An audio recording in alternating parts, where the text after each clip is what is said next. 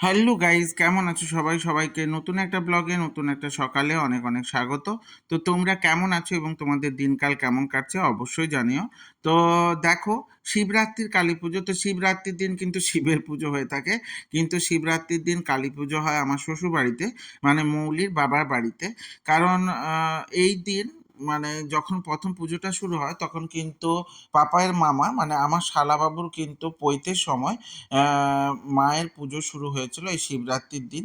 তো ওই দিন আমার শ্বশুরমশাই মাকে বলেছিলেন যে প্রতি বছর এই তিথি ধরে তোমার পুজো করব, সেই জন্য এই পার্টিকুলার তিথিতে কিন্তু মার পুজো হয়ে আসছে। তো আমি কিন্তু পুজোর সময় ঠিকঠাক করে যেতে পারিনি, তাই আমার কিন্তু কোনো ক্লিপই নেই। আমি যেটুকু ক্লিপ পেয়েছি সেইগুলোই তোমাদের সঙ্গে শেয়ার করছি। তো মায়ের পুজোর জন্য মাকে কিন্তু কত সুন্দর দেখো, আর মা কিন্তু দক্ষিণা কালী। তো দক্ষিণা কালীর মূর্তি হিসেবে মাকে কত সুন্দর দেখাচ্ছে, আমার তো দারুণ লাগছিল। আর মৌলির মা কিন্তু মায়ের কনকাঞ্জলির ভিডিও বা কনকাঞ্জলি দিচ্ছিল তারই ভিডিওটা করা আছে, তো সেটাই তোমাদেরকে দেখিয়ে দিচ্ছি। দেখো মাকে কিন্তু খাইয়ে দিচ্ছে, মা এক মা আরেক মাকে খাইয়ে দিচ্ছে। সত্যি দারুণ একটা অনবদ্য অনুভূতিও বলতে পারো, অনুভূতি কনসেপ্ট বলতে পারো। তো বেশ ভালো লাগছিল, সবকিছু মিলিয়ে বেশ দারুণ ছিল ব্যাপারটা। তো সেইভাবেই কার কার বাড়িতে এরকম পুজো হয়। তবে শিবরাত্রির পরের দিন কালী পুজো অনেক জায়গাতেই হয়ে থাকে, আমাদের এখানেও বেশ কিছু জায়গায় কিন্তু শিবরাত্রির পরের দিন কালী পুজো হয়ে থাকে। বিশেষ করে দক্ষিণ ময়না কালী পুজো এই সময়ই হয়ে থাকে। তো বিশাল মহা সমরায় বিরাট আকারে একটা কালী পুজো বলতে পারো। তো এটা ঘরোয়া পুজো, তো সেই হিসেবে মায়ের পুজো, মাকে কত যত্ন সহকারে তার খাওয়ানো হচ্ছে, চুলে তেল মাখিয়ে দেওয়া হচ্ছে, মাথায় সিঁদুর পরিয়ে দেওয়া হচ্ছে, পায়ে আলতা পরিয়ে দেওয়া হচ্ছে। সব মিলে কিন্তু দারুণ ছিল কনসেপ্টটা। তো তোমাদের কেমন লাগছে অবশ্যই জানিও। আর এই পুজোগুলোর মধ্যে কিন্তু অনেক কিছু লুকিয়ে থাকে, অনেক কিছু আবেগ বা ভালোবাসা সবকিছুই লুকিয়ে থাকে, সেটা তো বলতে পারি। তো সেই হিসেবে মায়ের এই পুজোটা তোমাদের সঙ্গে আমি শেয়ার করলাম। তোমাদের কেমন লাগছে অবশ্যই জানিও। আমি যদি বা পুজোটায় যদি পুরোটা থাকতে পারতাম তো খুবই ভালো হতো। আমি তো পুরোটা থাকতে পারিনি, তাই তোমাদের সঙ্গে পুরোটা শেয়ার করতে পারলাম না। যেটুকু শেয়ার করতে পারলাম সেটুকুই তোমাদের সঙ্গে দিলাম। তো দেখো কেমন লাগছে অবশ্যই জানিও। এই পুজো, মায়ের পুজো সত্যি দেখতে আমার খুব ভালো লাগে, কিন্তু আমার বাড়িতে মায়ের পুজো সেইভাবে হয় না, কিন্তু অন্নপূর্ণা পুজো হয়ে থাকে, দুর্গা পুজো হয়ে থাকে। তো এগুলোতে আহ, একটা আলাদা অনুভূতি আসে।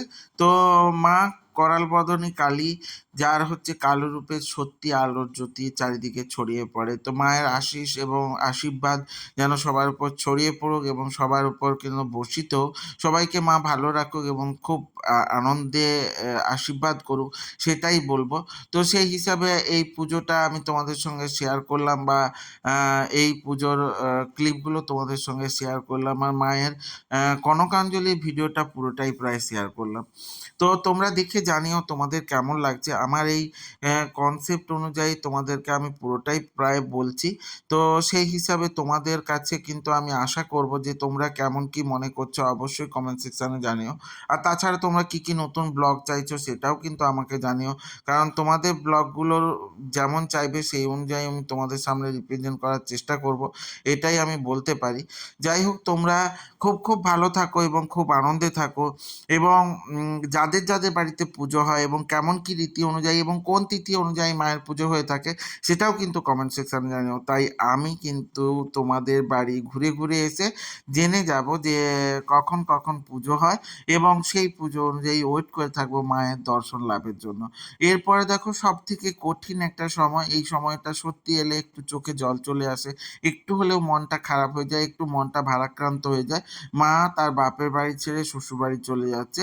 এই কনকাঞ্জলির চাল দেওয়ার রীতিটা যেটা মেয়েদের বিয়ের সময় হয়ে থাকে, সেই একই রকমভাবে মাতৃ প্রতিমা বিসর্জন হওয়ার আগে তার কনকাঞ্জলির সময় কিন্তু দেওয়া হয়ে থাকে, যেটা সত্যিই একটা কষ্টকর মুহূর্ত বলতে পারো। ঘরের মেয়েকে বিদায় দেওয়া, ঘরের মেয়েকে অন্যের ঘরে পাঠিয়ে দেওয়া, এটা সত্যিই খুব কষ্টের। তোমাদের কেমন কি হয় জানিও। তো আমাদের বাড়িতে এরকমই হয়, সেইভাবেই কিন্তু কনকাঞ্জলিটা সম্পূর্ণ হলো। যাই হোক, আমার ব্লগগুলো যদি তোমাদের ভালো লাগে তাহলে লাইক কমেন্ট শেয়ার করে দিও। আর ইউটিউব থেকে যারা দেখবে তারা সাবস্ক্রাইব করে দিও এবং সাথে বেল আইকনটা ক্লিক করে দিতে ভুলে যেও না। না, যাতে আমার ভিডিওগুলো তোমাদের সামনে সবার প্রথমে চলে আসে। দেখা হচ্ছে নতুন ব্লগে, নতুন সকালে। ততক্ষণের জন্য টাটা।